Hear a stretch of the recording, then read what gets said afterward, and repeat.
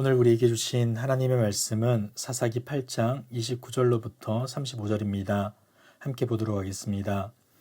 요아스의 아들 여룻바알이 돌아가서 자기 집에 거주하였는데 기드온이 아내가 많으므로 그의 몸에서 낳은 아들이 70명이었고 세겜에 있는 그의 첩도 아들을 낳았으므로 그 이름을 아비멜렉이라 하였더라. 요아스의 아들 기드온이 나이가 많아 죽음에 아비에셀 사람의 오브라에 있는 그의 아버지 요아스의 묘실에 장사되었더라. 기드온이 이미 죽음에 이스라엘 자손이 돌아서서 바알들을 따라가 음행하였으며 또 바알브릿을 자기들의 신으로 삼고 이스라엘 자손이 주위의 모든 원수들의 손에서 자기들을 건져내신 여호와 자기들의 하나님을 기억하지 아니하며 또 여룻바알이라 하는 기드온이 이스라엘에 베푼 모든 은혜를 따라 그의 집을 후대하지도 아니하였더라. 아멘. 오늘의 본문은 기드온 이야기의 후일담에 해당하는 부분으로 죽음과 장래에 관한 이야기를 담고 있습니다. 이스라엘의 평안과 사사의 죽음을 다룬다는 점에서 다른 사사들의 이야기와 크게 다르지는 않지만 기드온의 아들 아비멜렉에 관한 소개를 하고 기드온이 죽은 후에 일어난 백성들의 배교를 언급한다는 점에서 다른 사사들과의 차이 또한 보이고 있습니다. 모든 전쟁을 마친 후에 기드온은 자신의 고향인 오브라로 돌아갑니다. 사사기 8장 29절을 보시면 기드온이 다시금 여룻바알이라는 별명으로 불리고 있는데 이는 사실 사사기 9장의 아비멜렉 이야기를 위한 준비 과정인가 동시에 현재 기드온의 상황에 대한 조롱 섞인 표현이라고 볼 수도 있습니다. 여룻바알이란 바알과 싸우는 자라는 뜻으로 기드온이 우상을 없애고 난 후에 얻게 된 이름입니다. 그런데 지금 기드온이 어떻게 하고 있습니까? 금으로 에봇을 만들어 자기 집에 모셔두고 있죠. 다시 말해 자기의 집에 우상을 두고 그것을 섬기는 사람을 향해 여룻바알, 우상과 싸우는 자라고 부르고 있는 겁니다. 참으로 부끄러운 일이 아닐 수 없는 것이죠. 그리고 기드온의 그릇된 모습은 30절 이후에도 계속 나타납니다. 30절을 보시면 기드온에게 70명이나 되는 아들이 있었다고 말해주는데 본문은 기드온이 부인이 많았기 때문이라고 부연 설명을 하고 있습니다.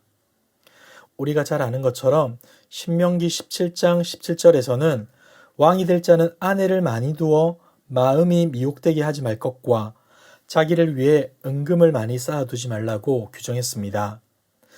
그런데 지금 기드온은 이 두 가지 말씀을 모두 어기면서 실제적으로 왕처럼 살고 있었던 것이죠. 70명의 아들을 얻으려면 최소한 20-30명의 아내가 필요했을 텐데 이것은 솔로몬을 제외한 이스라엘 어느 왕보다도 많은 부인과 자식의 수입니다. 자신은 왕이 되지 않을 거라고 선언을 하였지만 그의 삶은 위선 그 자체였던 것이죠. 그리고 이것보다 더 위선이 분명하게 드러나는 대목은 그가 세겜에서 얻은 첩의 아들의 이름에서 드러납니다. 첩이 살았던 세겜은 에브라임과 므낫세의 경계에 있던 도시로 지리적으로 볼 때 기드온은 결혼을 통해 세겜과 동맹을 맺었던 것으로 보여집니다. 그런데 여기서 아주 놀라운 사실은 첩의 아들의 이름이 아비멜렉이라는 것이죠.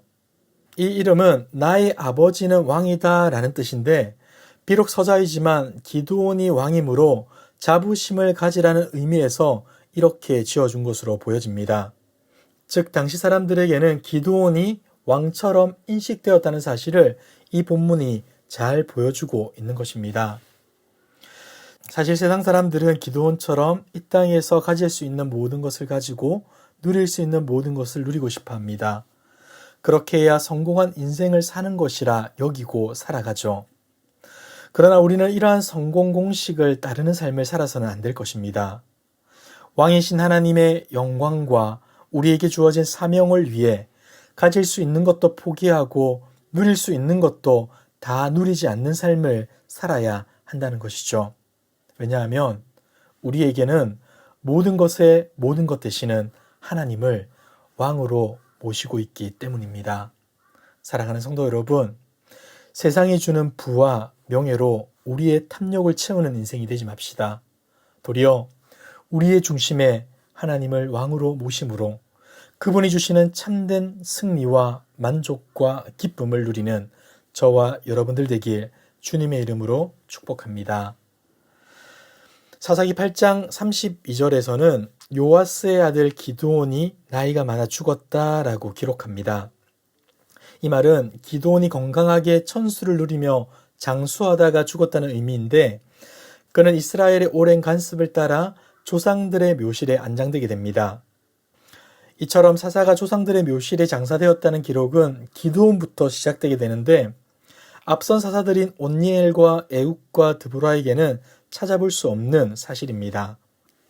사사의 죽음에 관한 보고도 온니엘 이야기에만 있을 뿐 에욱과 드보라는 거론조차 되지 않는데, 여기서 우리가 알 수 있는 중요한 부분은 후대로 갈수록 사사들이 죽었을 때 거창한 장사를 치렀다는 것, 그리고 이러한 사실로 사사들이 점점 왕과 같은 지위를 누리게 되었다는 것을 알 수 있는 것입니다. 사사기 8장 33절에서 35절까지는 기드온이 죽은 후의 이야기를 언급하며 이스라엘이 급격하게 배교의 길로 빠졌음을 고발합니다. 그들은 하나님에게서 돌아서서 바알을 음란하게 섬겼고 바알브릿을 자신들의 신으로 세우기까지 합니다. 바알브릿은 원래 히브리어로 바알베리트인데 그 뜻은 언약의 주인이라는 뜻을 가집니다. 이 이름을 자세히 보시면 이스라엘의 잘못된 신앙이 고스란히 드러나고 있는데, 이스라엘과 언약을 맺은 참된 신이 누구입니까? 바로 하나님이신 것이죠. 하지만 이스라엘 자손들은 신실하신 하나님을 버리고 바알을 새로운 언약의 신으로 삼으며 살아갔던 것입니다. 또한 사사기 9장 4절에 보시면 세겜에 바알브릿 신전이 있었다라고 말하고 있는데, 이것을 볼 때 그들이 조직적으로 우상을 숭배했다는 사실도 알게 되는 것입니다. 자, 그런데 여러분, 왜 기드온이 죽은 후에 이런 배교가 일어나게 된 것일까요? 사사기의 저자는 이스라엘의 배교가 그들이 하나님을 기억하지 않은 결과라고 말합니다. 하나님은 이스라엘의 하나님으로서 그들을 모든 원수의 손에서 구원해 주셨지만 이스라엘은 그 사실을 또다시 잊어버리고 살았다는 것이죠. 그렇다면 또 다른 질문을 던질 수 있습니다. 왜 이스라엘 백성들은 이처럼 하나님을 쉽게 잊어버린 것일까요? 그것은 다름 아닌 이스라엘의 지도자 기드온 때문입니다. 기드온은 전쟁에서의 승리를 통해 하나님을 온전히 드러내고 이스라엘 백성들이 하나님의 권능을 확실히 알고 하나님을 바라보게끔 해야 했습니다. 하지만 그는 전쟁의 공을 자신에게로 돌렸고 사람들의 눈을 가리기 시작했습니다. 그 결과 이스라엘 백성들은 하나님의 진정한 권능을 알지 못하고 결국 눈에 보이는 기드온이 사라지자 곧바로 배교의 길을 걷게 된 것이죠. 사랑하는 성도 여러분, 오늘의 본문을 보며 우리의 삶을 한번 점검해 보길 원합니다. 우리는 지금 자녀들에게, 주변 사람들에게 무엇을 보여주며 살고 있습니까? 교회에서는 하나님만이 나의 왕이라 말을 하고 있지만 정작 가정과 직장과 사회에서는 돈과 권력 그리고 나 자신을 왕으로 여기며 살고 있지 않습니까?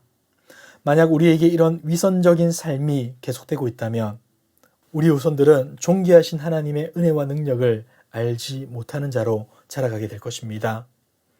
사랑하는 성도 여러분, 혹 내가 인생의 왕으로 살고 있지 않은지 냉정하게 확인해 봅시다. 만약 돌이켜야 할 부분이 있다면 지금이라도 돌이켜 하나님만을 왕으로 모시고 하나님께만 모든 영광과 찬양을 올려드리는 진실하고 겸손한 성도로 살아가는 저와 여러분의 모습 되길 주님의 이름으로 축복합니다. 기도하겠습니다. 참 좋으신 하나님 아버지, 우리들에게 진리의 말씀을 허락하여 주시고 주님의 사랑과 은혜를 알게 하심에 감사드립니다. 하나님이 왕이심을 날마다 고백한다고 말은 하지만 여전히 어리석은 우리들은 기드온처럼 위성 가득한 모습으로 스스로를 왕으로 만들려 할 때가 많이 있습니다. 주님 용서하여 주시고 오직 하나님만을 높여드리고 모든 찬양과 영광을 하나님께 올려드리는 복된 삶 살아가게 하옵소서. 자신만을 위한 이기적인 삶을 살아가지 않게 하시고 오직 우리의 삶이 하나님의 은혜와 사랑을 흘려보내는 축복의 통로, 복음의 통로가 되게 하여 주시옵소서. 우리의 힘과 지식으로는 그 어떤 것도 할 수 없사오니 주님 우리에게 은혜를 더하여 주시고 하나님만을 바라보게 하시고 하나님의 말씀을 기억하며 그 말씀을 따라 순종하는 삶 살아가게 하옵소서. 이 모든 말씀 예수 그리스도의 이름으로 기도드리옵나이다. 아멘. 이 시간 주신 말씀을 붙들고 기도하시고 주간 기도 제목을 따라서 훈련과 교육을 위해 기도하겠습니다. 모든 훈련을 통해 예수님 닮은 온전한 제자들로 세워지도록 주일학교와 청년들이 부흥하도록 담임 목사님과 모든 말씀 사역자들, 주일학교 교사들이 맡겨진 사명을 잘 감당할 수 있도록 특별히 오늘 오후 2시 좌측 뇌 동맥류 시술을 하시는 최란 전도사님을 위해 기도해 주시기 바랍니다. 모든 시술과 회복의 과정을 하나님이 친히 주관하여 주시고 후유증 없이 깨끗하게 치료될 수 있도록 기도 부탁드립니다. 이 시간 합심 기도 제목과 각자 가지고 오신 기도의 제목으로 기도하시다가 자유롭게 처소로 돌아가겠습니다. 기도하겠습니다.